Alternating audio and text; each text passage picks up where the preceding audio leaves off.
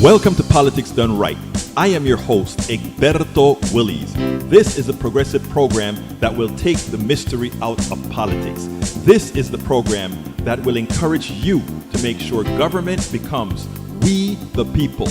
Whether you are liberal, progressive, conservative, or otherwise, you get to air your point of view. We are an independent media outlet that, unlike mainstream media beholden to corporations, we only owe allegiance to you. Remember, you can also send me a tweet at EGBERTOWILLIES. That is at Egberto Willies. Let us engage. It is Politics Done Right.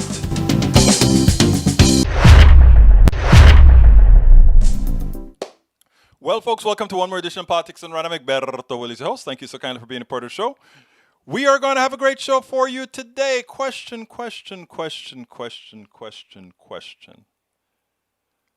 Are we ever going to get tired of the same thing over and over again? Insanity. Doing the same thing over and over again and expecting a different result. It hasn't even been a week, and we've had already 2 massacres. I love the folks who always say, guns don't kill. It's the people behind the guns that kill. Yeah, but if they don't have the guns, they can't do it that way, right? When are we going to learn? I want to start out talking about that in the beginning. But beforehand, let me go and talk to my folks. Julie Van Osdal, good afternoon from Lakeville, Minnesota. Welcome aboard to Politics Done Right. Michael Rudnin, of course, he comes with his narrative.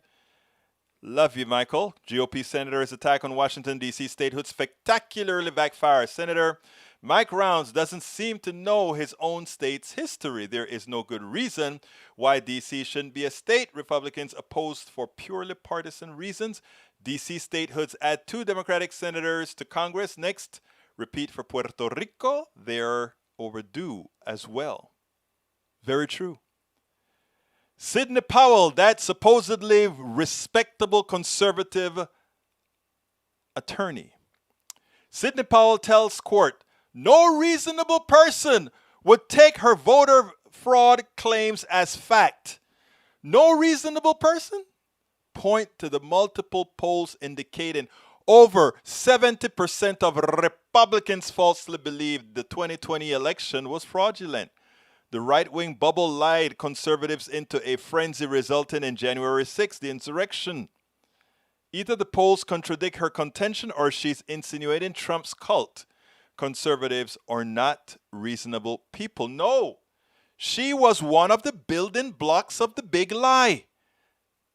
Sidney Powell was one of the big liars. When she says no reasonable person would believe her, is she saying she is willing to tell all Republicans, you should never believe me again because you never know when I'm actually telling the truth or not? She was so forceful about all the machines that even from Venezuela. Hugo Chavez from his grave was putting in votes for for Biden. The gall of these people, but you know what is scarier? I tell you what is scarier. What is scarier is that there are Republicans who believe her, and I don't honestly believe they believe her. I think that is their backstop.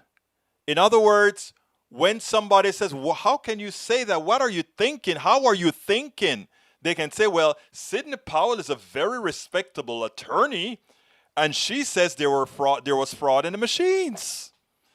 And even though they know deep in their hearts it's not possible, some people just say they win at all cost, and I'll take whatever cover story I need to take. And that's what it's all about. Don't ever believe it isn't. Two good gets, Michael Rudnin. I'm going to talk about the mass shooting a little bit, but that's my main topic today is the Postal Service, not the shooting, because We say the same damn thing about the shootings over and over and over again. Nothing changes. And it's only going to change when we decide we really want it to change. But we continue to allow the NRA to put the fear into our politicians instead of having our politicians fear us kicking them out. Whenever the politicians think it's a higher percentage of us kicking them out as opposed to the NRA giving them money and giving them their mailing list to talk to their people to try to fool their people into kicking, when that is broken. Because, I mean, most people want background checks. Most people want good things on guns. They just aren't doing it. Most people don't care about AR-15s. I mean, they don't kill deer with AR-15s.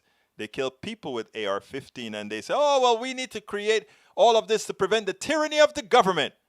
I would like to see an AR-15 go against an M1 tank or go against an F-16 or what's the new stealth bomber or fighter. Can't do it. It is silly. This stuff is there to simply, it's a Ku Klux Klan kind of a thing. A certain group of people want to be armed so that they can put others in fear. But then others are starting to arm as well. So it's all moot. But let me guess, let's say, Julie Van Onsel, I literally am at a loss for words. My heart is shattered. Don't shatter your heart, my beautiful Julie Van Ostel. Call your congressperson. You have your senator. You have your congressperson. And call them. Leave your mark. Mass shooting happens every single damn day in the U.S. on average. If you count mass shooting by the FBI definition as 4 people shot in a single incident. Shame. Egberto, thanks for your effort and for your work putting up a thoughtful diary today. GOP pundit on Ron Johnson, one of the real symbols of how the Republican Party has lost its mind. And we're going to play that one today. Thank you so kindly for referencing that. My brother E2247, Tom C. says, Americans own nearly half of the 857 million civilian guns in the world. The United States has 120 civilian firearms per 100 people. More guns than people, the highest rate of any country. I mean, it's capitalism. Create all kind of fears to create a demand for the weapon. The NRA isn't in it for people. The NRA is in it for the gun lobby. For the gun manufacturers. Don't ever think that this is about your rights. You see, too many of us believe this crap. In my book, the one that I'm coming out, How to Make America Utopia, I'm covering some of these things about what capitalism does. These guys, and it's not that the people who are in the realm of capitalism are bad people. They're not. They're indoctrinated. We're all indoctrinated into believing that greed is good. We're all indoctrinated into believing that only if you have a certain kind of competition are we going to get progress. It's a lie. I'm an engineer. I've been an engineer from I was 5 years old. I just wasn't a degreed engineer until I was 21 years old, 22 years old. But I was always an engineer. I always liked to put things in outlets and build things and get things created. I didn't need money to do that. That was in me. Doctors, most doctors you don't see out there getting rich. Most doctors love healing people. I mean, it is like an orgasm when somebody walks out of your office that you've accomplished something to make their lives better. But there are those who have that sickness that they equate doctoring. My daughter would tell you that. They're only going for a doctor because they see a high salary. There are some who goes for a doctor because they want to heal people. There are those who are engineers because they want to build things. There are those who are lawyers because they want to navigate through the law system because they want to help people. A lot of us just want to help people. Greed, if greed was good, if it took greed to accomplish things, then Bezos would have never been rich. It is something else that creates the Bezos. Bezos has not invented anything. He is a parasite that has used those people who like to do these things and make these things and then he takes a cut of everything. But they didn't do it to get rich. Most people, most of the books he sells, the people whose books he's selling, they don't get rich. So if everybody was greedy, they would not allow Jeff Bezos to be as rich as he is, because they would not allow him to rip them off. They would be trying to rip somebody else off, because everybody wants greed. Everybody wants to be. It's a fallacy that they tell us. Capitalism is a disease. It is a disease that tries to tell you that stomping on somebody else, taking it at all costs, like Milton Friedman said, you owe nothing to society. Corporations owe nothing to society. It is the dual responsibility of the executives to simply make money for the investors, for the shareholders at all costs, no matter what, as long as you don't break the law. That is in my new book as well. So don't be fooled into believing you are bad, or you have to be bad or greedy or anything like that. What I'm doing here doesn't make it rich. I just know it's the right thing to do. Some people, most people are good. Most. Even your right-wing neighbor who sometimes you want to strangle, that person is a good person, just indoctrinated with the wrong indoctrinated. We are all indoctrinated. Some of us, luckily, have gotten the good indoctrination. Others have not. That's the only thing.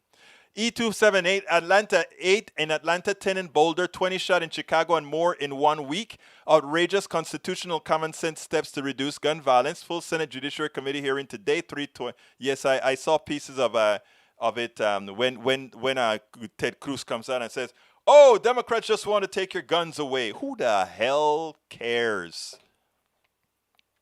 Senator Durbin extemporaneously spoke an open statement from his heart, contrasts the grassless, completely scripted, wooden talking points, which we all must take seriously and soundly repudiate. Thank you for giving that link, E2247. Eric Hayes says NRA is a declining format.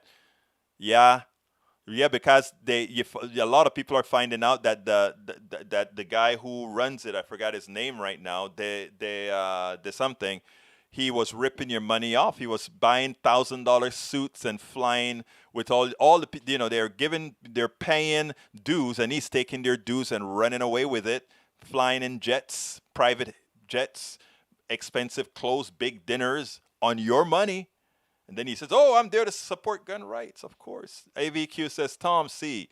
Yep, I think we in the U.S. are the only major country with more guns than people. Sad. We need extreme risk protection order, ERPO laws, gun violence resistance, or red laws, risk-based. You know what we need to do? Yeah, we need to force gun owners to buy insurance. And then the insurance companies have to insure whatever things can happen. And this guy who mauled down 20 people or 10 people, they can sue the gun company. They should be able to say, your stuff was used to kill these people. 8 gun use outcomes or defensive gun use, gun industry outcomes. I'll read that later. Eric Hayes says, want to do with the criminals with guns, think they will give them up? Again, if you can't manufacture them, where are the criminals going to get it from? You know what? It's always funny to me when people use arguments like that. Oh, if you take guns away, the criminals are not giving it up. Well, let's put that onto drugs, right? They go ahead and they arrest all these people on the streets because they're using drugs. They're using drugs. You go into the ghettos, you go into barrios, you go into the Appalachia. You have those poor young white folk, those poor young black folk, those poor young Latinos, those poor young Asian folks out there making $1 selling some pills, right? And they go to jail, they lock them up and throw away the keys, right?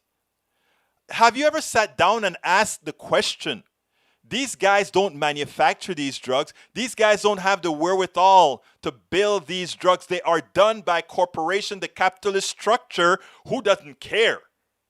They just create the chemicals, throw them out there. You guys go kill people with it if you want. We are one layer or several layers abstracted from the dead people. We don't have to worry. It is there. Those people that are pushing the drugs and killing the people are the ones doing it, but they're using the drugs we created. Those pushers and those drug dealers, they don't know how to use the chemical formulas to create those drugs. But a lot of these drugs have one purpose: to get you high. But they don't go to jail. They're wearing suits. They're paying politicians not to mess with their industry, their chemical industries, their drug industry. We are being played. We are constantly being played, but our willful ignorance to be played is what we have to work on, all of us together.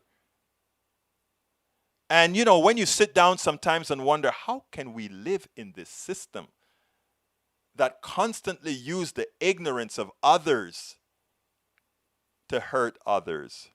What's the fix to mass shooting? I'm going to tell you something, okay? It's not going to be popular, but let's see, you says universal background checks on gun sales has over 90% polling support. All of those things are good, but I'm going to tell you the best things. The best things are we need to get out of the gun culture altogether. Carl Foster, on November 3rd, 2020, the Democratic Party became a criminal organization. Okay, Carl, why don't you tell me exactly what do you mean by that? I would love to understand what you mean by the Democratic Party became a criminal organization. And by the way, I don't care about parties per se. I'm within the Democratic Party because it's the one that's pushing liberal ideas right now. Roberto Lewis says military weapons should not be sold. Period. I agree, hermano. But the laws must change. The NRA got so much power of this country. It's ridiculous. Agreed. But they are losing power in reality. Eric Hayes, doctors would continue making good money with single-payer Medicare for all. Absolutely. The difference is that the government would pay rather than insurance corporation. Look, what people don't understand, in healthcare, profit is an expense on you. And there is no reason for it. Most of the drugs were created by, again? Research and universities, research done by grants. And you know why it's done that way? Because corporations inherently are averse to risk. So they allow the taxpayer to do a lot. They get grants from taxpayers to start testing things. Look at even the drugs that all these drug companies are making a lot of money on. That spike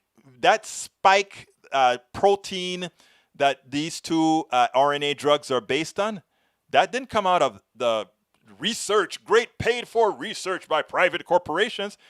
That was university work. Paid for by whom again? We all paid for it.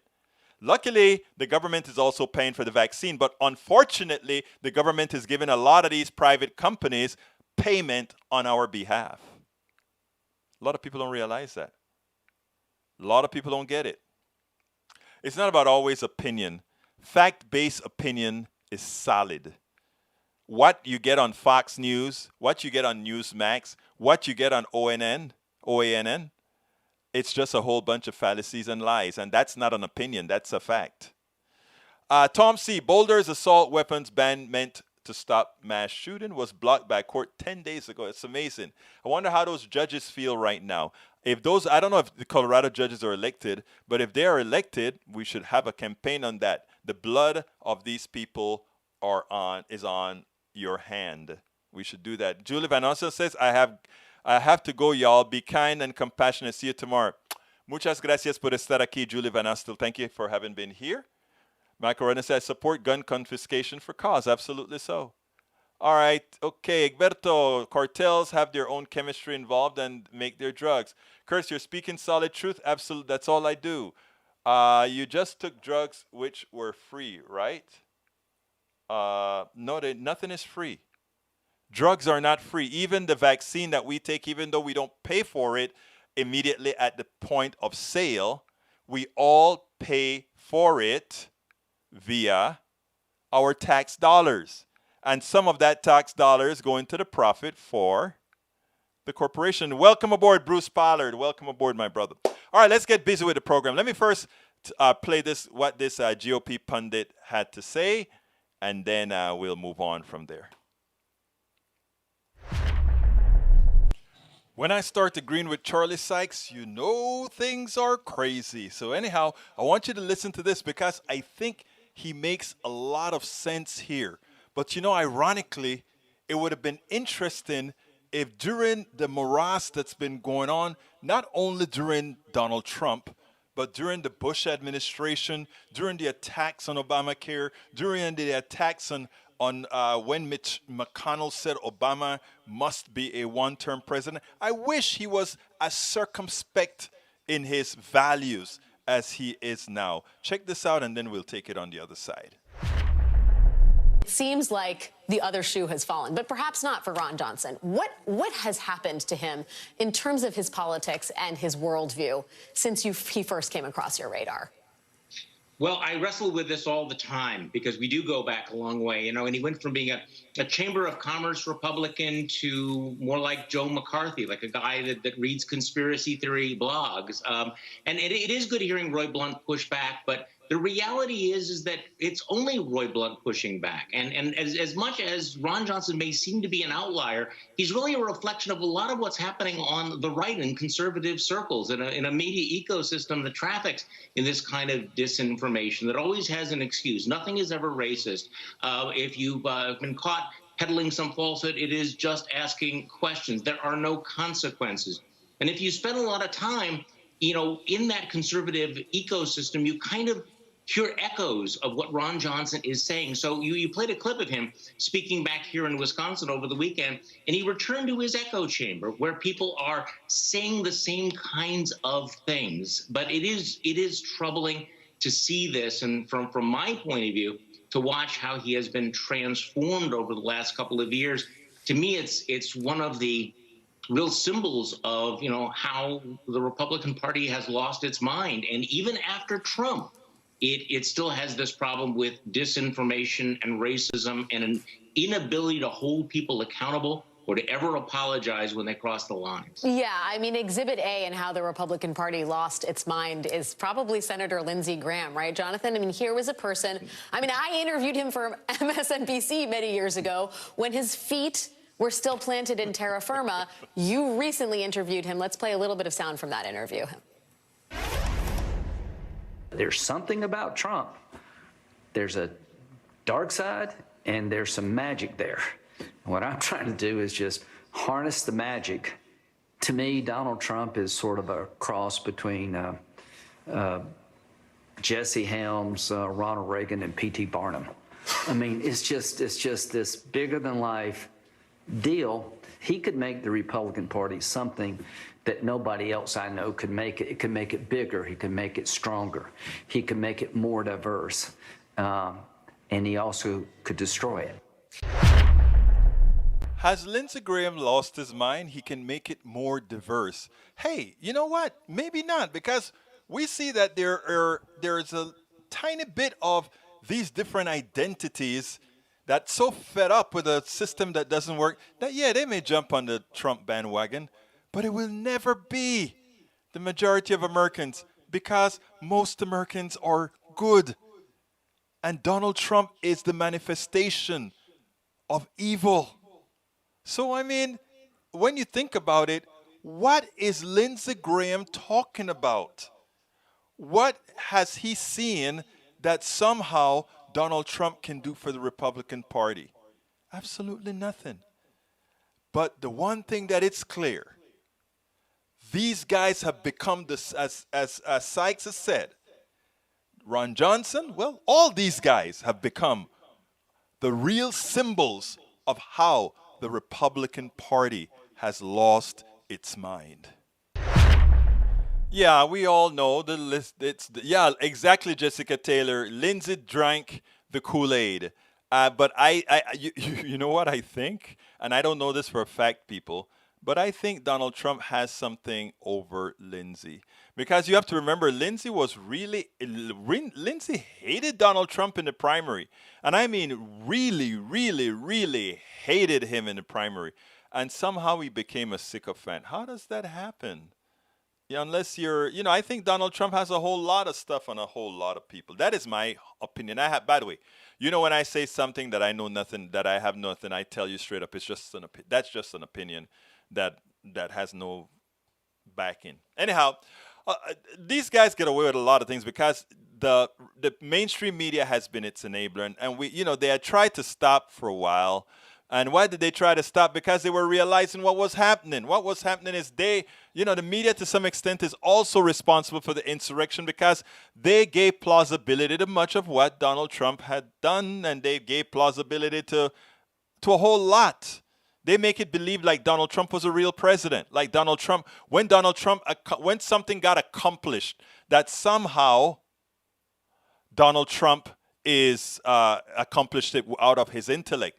Donald Trump has no intellect. Donald Trump was lucky to be born with a silver spoon. And if you're the ones who was born, it is just like the majesty, right? If you happen to be born in the crown, you forever are okay. If you're born with a certain amount of silver spoonish stuff in your mouth, you can maintain it as long as you don't blow and lose it all. I mean, it's amazing. It's not like I also placed in my book, America. Let me remind you, America is not a meritocracy. I repeat, America has the semblance of being a meritocracy, but it isn't. And I also have that in my book, the new book that's coming out. I hope to drop it in 6 weeks, less than 6 weeks, I hope, actually. Actually, I am putting the finishing stuff on it right now. Bruce and all you guys have been with me for a long time. I've been working on that book. In fact, I stopped working on that book to do the It's Worth It because of Donald Trump, needing to talk to people. Welcome, Paul Fleming from ATL. But I'm really into it right now, and I've been working at it every single night and doing a whole lot on it every single night. So it'll be there. Anyhow, so here's the media. I want to show you something about the media. I didn't explain it after. Earlier, Martha Raddatz interviewed the Homeland Security Secretary, and it was interesting that she was really rough on him. Now she interviews a Republican congressman, and watch how she gives him a leading question so that he would take the narrative that she's been trying to put out there as a journalist, not getting all the facts together, but as a journalist trying to say, why didn't Biden just keep on doing what Donald Trump did? Check this out. You talk about the messaging. Clearly, what he was trying to do is have a stronger message and forget about what was said 3 weeks ago. Is that enough? They're clearly starting to change that messaging now, even though word has not gotten out to Mexico across the border. I think it's too little too late because the traffickers know they can take children from Central America, extort the families, exploit the children on the dangerous journey back to the United States. And now, they're calling back home saying, hey, we got in. Now, did you see how she was leading the narrative? Hey, yeah, they're kind of giving the right message now. But remember what they were saying, Congressman? Kind of talk about that. Talk about that kind of message that actually is getting over the border right now. Putting words into the congressman's mouth while at the same time when formerly or previously interviewing Mayorkas, she decided that she was just going to say, why did you make any changes? When Donald Trump had a policy, an evil policy, doesn't matter, but a policy that was sort of slowing things down. Not really. When Donald Trump left office, we were already on the rise. That is why we need to have independent media, because there are so many times when we actually have a media that tries to be a part of the message to, I don't know, to satisfy whom, but definitely not necessarily our values or the truth.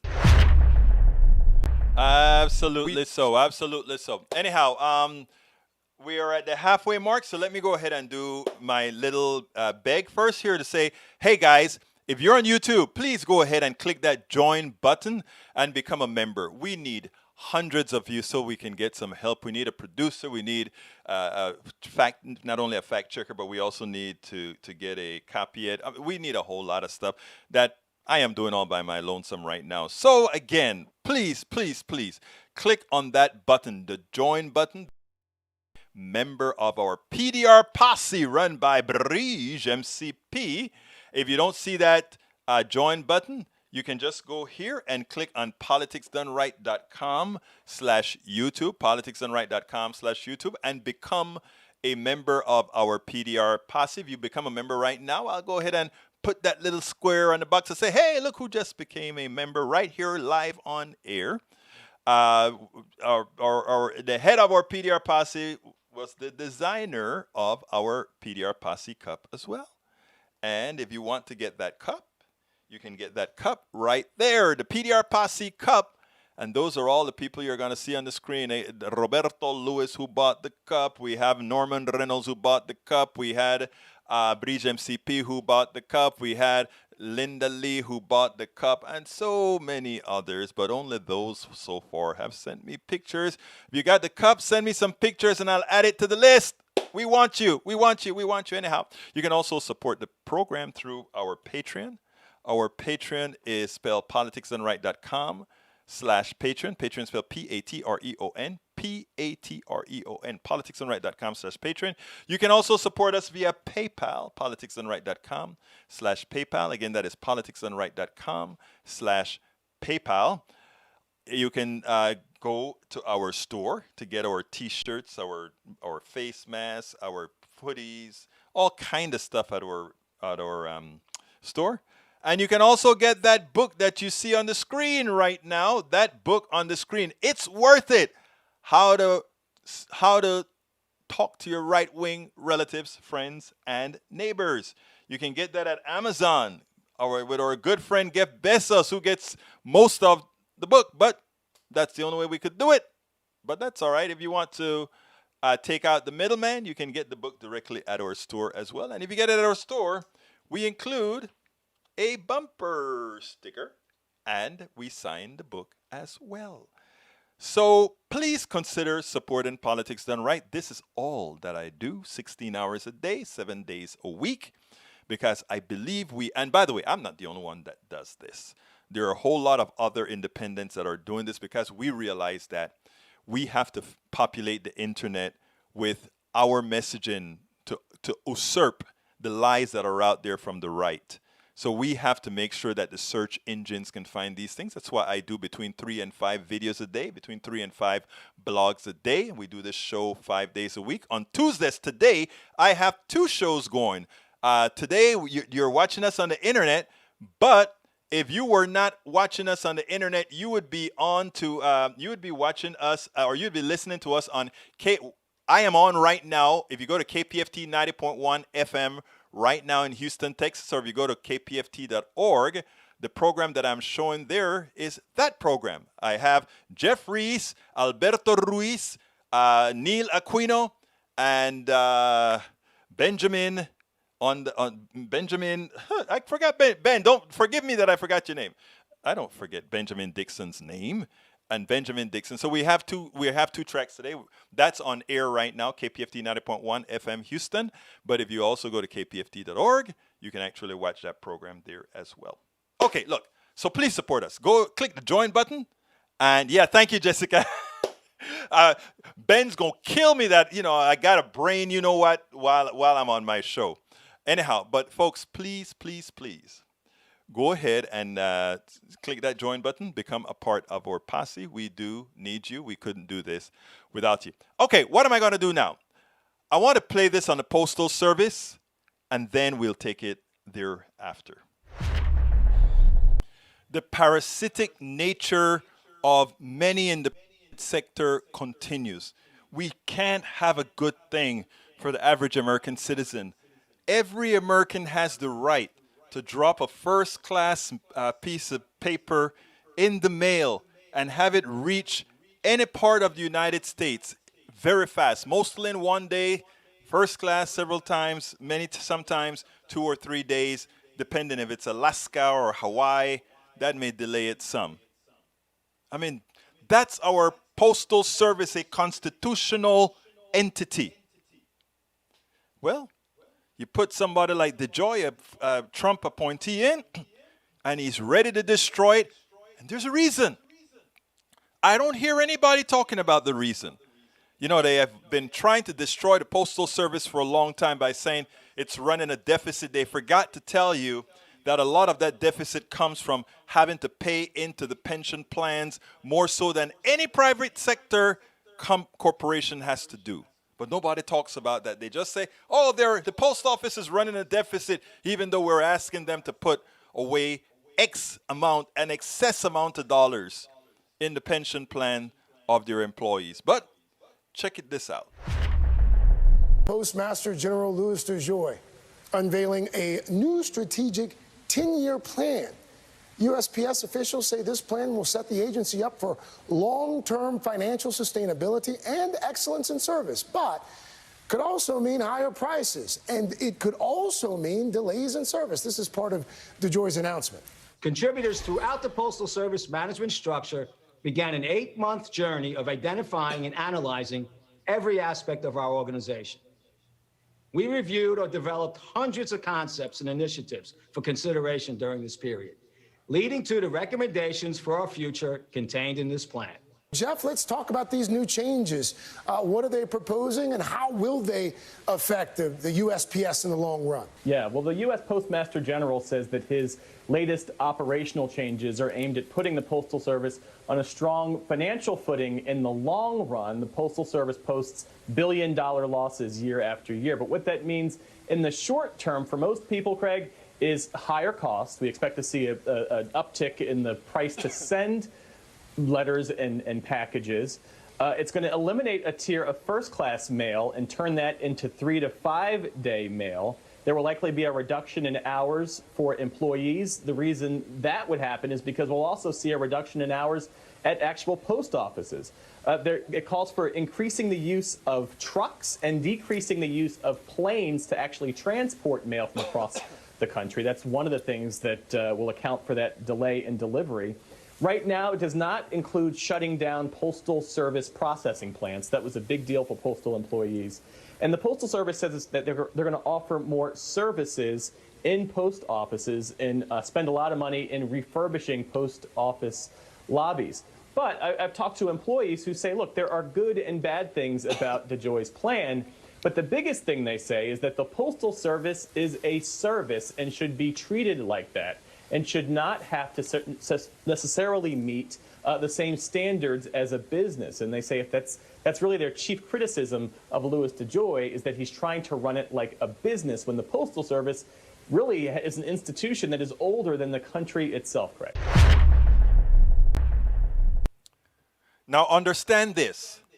The Postal Service, a lot of the reasons it's losing money is that Congress forced it to pay $110 billion over 10 years into a retirement fund for its employees, something that no private corporation has asked. There is a story out on Barron's that said, the post office is always losing money, but it's not its fault. And that is true. It is a political manipulation that is attempting to destroy the Postal Service. Now, it's a constitutional entity, so they have to be careful in how they do it. So how would they do it? Make sure that the prices go up. Make sure that the service is lousy. And it stays in operation, but very few people use it, right? And then that means most people then transfer all of their services to the FedExes, the UPSs, the Airbornes, and all these other private shipping companies. They get the mass of mail that's coming through the Postal Service, which actually does most of the mailing. But hold on. Guess what else you can expect? You can expect them not to want the Postal Service to die completely. Because for all those places in Timbuktu that UPS doesn't want to go, that FedEx doesn't want to go, guess who delivers that mail right now? The Postal Service. Because they do it on the cheap. So part of all those deficits that they talk about is because of unloading of the private companies like FedEx and all these other guys onto the Postal Service as well. So think about it. What they're trying to do is destroy our ability to send mail for cheap. First class mail, 50 cents or so. That same piece of mail, if you try to do it by FedEx, $5 or above. That is what they're talking about. One other way to tax you without calling it a tax. One other way to allow the private sector to milk you. Under Obamacare, the insurance companies continued to milk you. Under Medicare Advantage, not Medicare, Medicare Advantage, the private companies milk you. Under every single system we have today, the government finds some sort, and when I say government, those people who like to lie to you about the product does it better. They go ahead and they say, okay, let's give that to the private sector. It's a tax, not calling it a tax. If you have to pay profit to the shareholders, large salaries to the executives, that is a tax on you. They just don't call it a tax because you're not giving it to Uncle Sam. You're giving it to Uncle Private. And Uncle Private is not most of us. Uncle Private is enriching a few, while when we give it to Uncle Sam, all of us pay a lesser price and do a whole lot better. Folks, we have got to wake up and understand what is going on.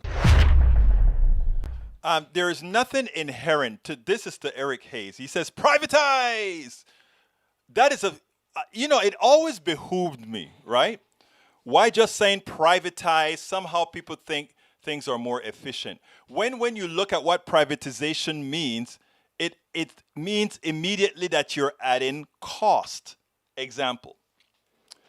If I have the Postal Service right now that does not have to make a profit, does not have to pay high-priced executives, does not have to pay shareholders, I can reduce the cost of service to the average American citizen, which is why it only costs 50-something cents to send a piece of mail. FedEx cannot send a piece of mail at that price. Why? Because FedEx has other expenses. It has to pay it has to pay the shareholders, and it has to pay its executives. Okay? This is math. And what drives me is how it drives me crazy how the private sector, and by the way, I have nothing against the private sector. I had my own company, writing software. I created the software, and Boeing bought it, and Exxon bought it, and Shell bought it, and Texaco bought it, and I made a profit. I remember when I had one of the only products that could drop the RTS signal, and I charged a whole bunch of money for it, and then felt guilty and dropped the price a bunch because I'm like, everything I speak against is what I was doing. It's a cancer. And it's easy to say, oh, well, the company will pay for it. And no, ultimately, the only people who pay for everything in this country, the only people who pay the ultimate price in this country are the lower class people, the people that have something called zero pricing power. In other words, they have to live with everything that we give them. Those are the minimum wage workers. Those are the people who have to go to work and beg for a raise. And if they say no, you have no recourse because you don't have a union. Those are the only people that pay everything. When I charge $10,000 for a license for Boeing for the testing their onboard equipment, it's like, wow, good money, right? Great. Does Boeing care that he paid me or the company $10,000 for a piece of software? No, they don't. Because that is going to end up going all the way down to the only people who don't have pricing power. They just raise the price of the ticket. And those are the concepts that we don't want to teach the average American citizen, because what they're going to find out is we want a bifurcated economy. We want an economy where all the things that are a must has to be within the public domain, and all the leisurely things then is in the private sector. So, you have things like software and all of that can be in the private sector. You don't have to fly here. You don't have to do all that kind of stuff. But things that you're dependent on, electricity, energy, healthcare, those belong in the public domain. Because if it's for profit, I only make a profit if you're sick. So I have an incentive for you to be sick. I have an incentive for you to drive the most inefficient car. I have an incentive, and you have to understand that. Now, if I have an incentive for you to buy more cakes, so what? And and the thing about it is, there's a chapter in my book called The Indoctrination of the Church, Indoctrination of all these. We had to be indoctrinated for this system to survive. because it's an immoral system. And only if you are indoctrinated can it survive, because you're going to realize that it's always against you. Now, when it comes to the Postal Service problem that all these guys are lying to you about, the title of this article was "The Post Office is Always Losing Money." And here are the 4 reasons, right? The 4 reasons that it loses money. I want to get to them real quickly. For starters, there's no reason the Postal Service should make money. And right, it should not make money because it's not a for-profit. There's no executives or shareholders, so it's not a for-profit. It's supposed to be a break-even. It is essentially a federal agency with a universal service mandate. Service to whom? To all Americans, that we can send and communicate with all our friends through the mail system for cheap. It costs the same to mail a letter to rural America as it does within densely populated cities, but publicly traded logistic companies charge more for deliveries to areas off the beaten track. Understand that. The reason why somebody and that is why rural America always vote against their own interests. If they're voting against post offices, they're voting to hurt themselves, because nobody wants to go to deliver to the rural areas. But the reason the same 59 cents or whatever, 50 cents or whatever it costs to send a letter right across the street, it costs to send it to Timbuktu, Georgia, is because we understand the public need for communication in one country. Second, the USPS essentially doesn't directly control what it costs to mail a letter. Congress just say, we're going to charge you this, and that's it. That's it. FedEx doesn't deliver much letters because it's not profitable for them. But a lot of Americans want letters delivered. You just made our point, Eric. Thank you so kindly. Federal Express and UPS only work with the profitable sections of the mail system, and they let the rest be done by the mail carriers. Now, if the mail carriers get real lousy, meaning they get less hours, etc., people are going to start paying FedEx if they really want something to get to place number 2 in 1 or 2 days. Right now, they can do that for 59 cents. FedEx will charge them $7. Get it. Understand it. So here's the funny part. Second, the USPS essentially doesn't directly control what it costs to mail a letter. Congress, for instance, rolled back the 2-cent stamp price in 2016 because lawmakers decided the Postal Service had recaptured the sales declines associated with the 2008-2009 financial crisis. In other words, they are responsible for bringing in less cash for the Postal Service. And at the same time, a third critical factor, lawmakers imposed a new expense on the USPS because it was too profitable. Again, a third critical factor is that around 2006, lawmakers imposed a new expense on the USPS in part because it was too profitable. Finally, blame the internet. Yeah, a lot less mail, regular paper mail, because people just send emails to each other. But it's important to note this, and this is a part of the article that everybody needs to read, and it has to do with pensions. It's a heavy burden, but for what? Congress required the Postal Service to pre-fund its healthcare obligations. No other company has to do that. Though companies have a pre-fund pension liabilities, a requirement that became part of the law in the 1970s. Companies put money into a trust that can continue to pay retirees even if the business goes under. Corporate healthcare benefits are paid as they are incurred. Congress essentially decided that the USPS should go a step beyond that. Corporations do, taking some of its profits and using them to pre-fund healthcare as it was a pension. It's a claim on USPS cash flow that other entities don't have to address. So they force it into losing money, and then they say, you see, it loses money.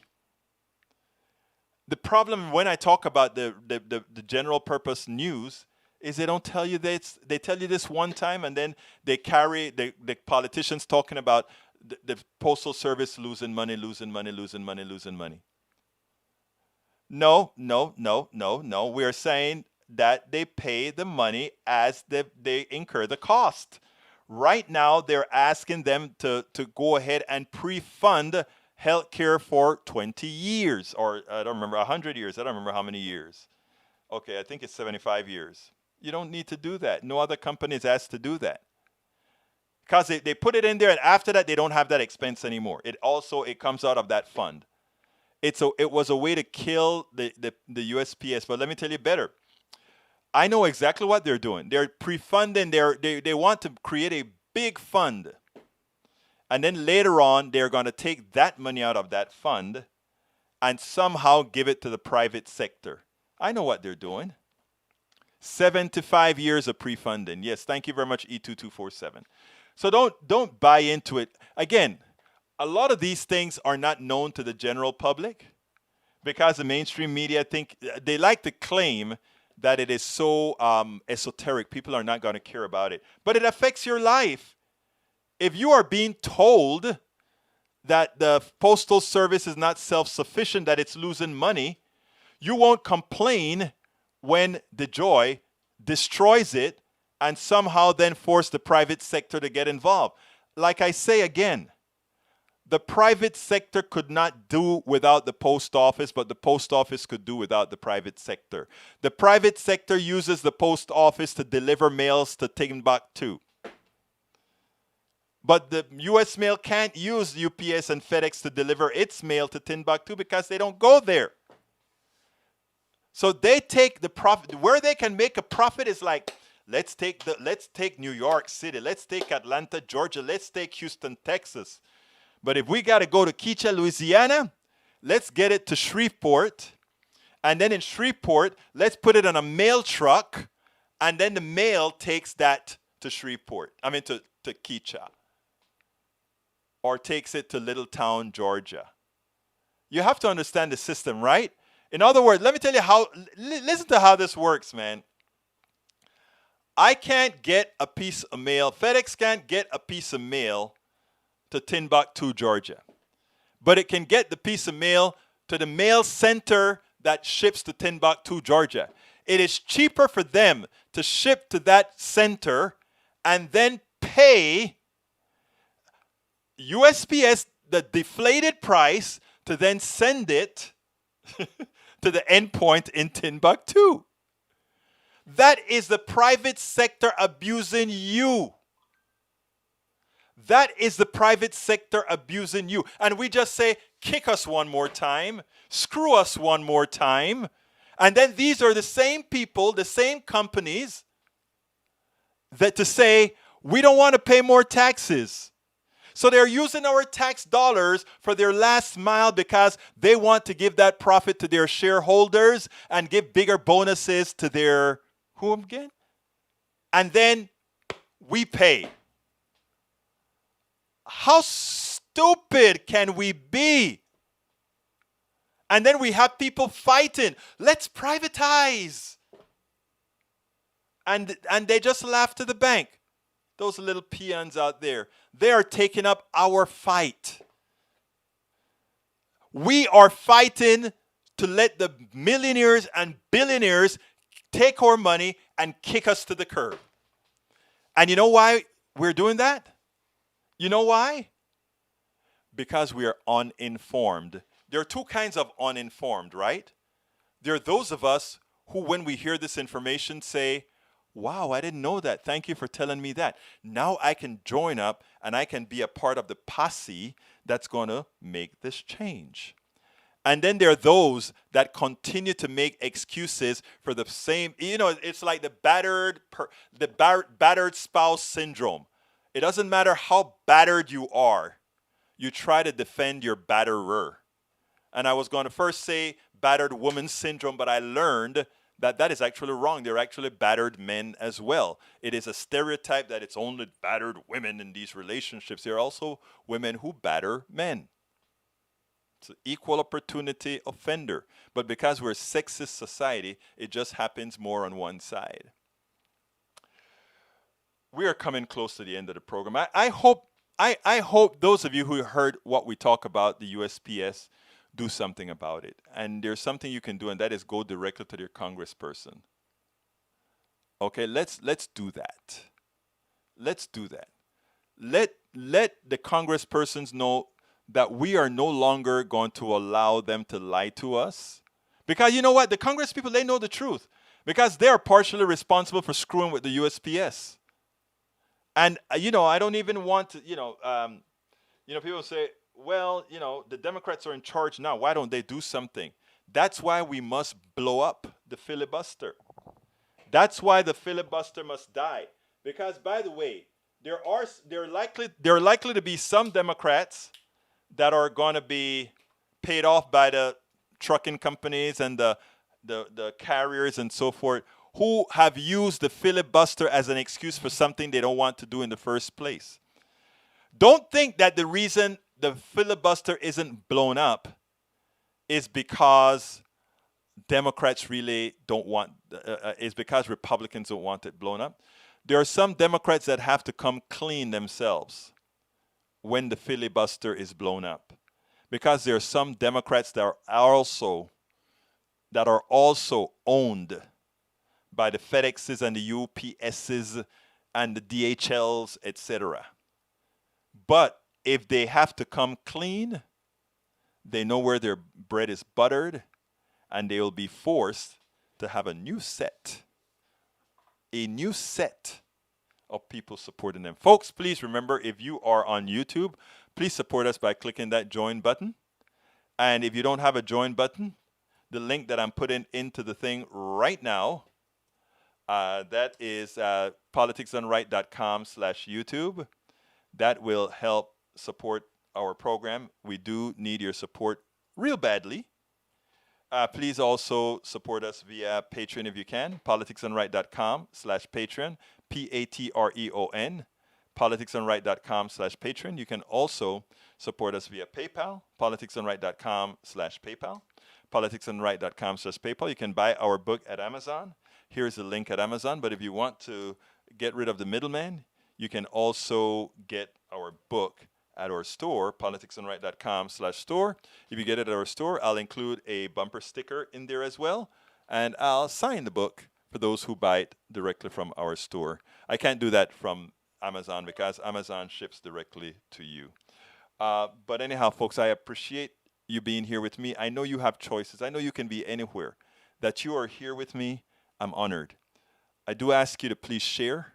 Please make sure that other people see these things that we speak about. Many of these things, even though it may be tacitly covered every so often on the mainstream media, it's not made into the strength of purpose that it should have, because, again, we have different masters to serve. Who do I serve? You. The masses. Who do they serve? Those who pay their, what again? Those who pay their advertising. But they're not bad people. We just all have to survive. My name is Egberto Willies. This is Politics Done Right.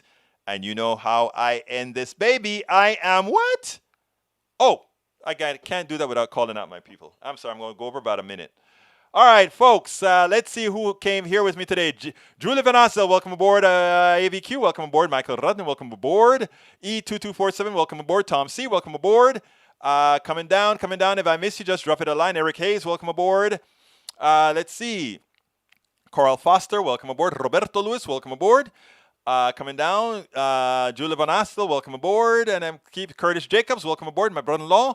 Let's see, Bruce Pollard, welcome aboard. Text 777, welcome aboard. Jessica Taylor, thank you for being here, welcome aboard. Let's see, Paul Fleming, ATL, checking in, welcome aboard. Deborah John, thank you for being here. Coming down. I continue down. I really appreciate all of you being here. If I missed you, Gracie Allen, welcome aboard. I'm coming down. If I, cross-eyed sometimes. Coming down. The Duck That Quacks. Love that name, the Duck That Quacks. Thank you for being here, my friend. Okay, and I still am coming down. Drop it at the bottom of the line, and I'll catch you. Brian Sams, welcome aboard. Let's see, I'm continuing down. I got Bruce already. Let's see, Eric Hayes says, later, my brother. I'm coming down. Anybody else want to me at it? Okay, got to get out of here. My name is Egberto Willies. This is Politics Done Right, and you guys know how I end this baby. I am what? Out.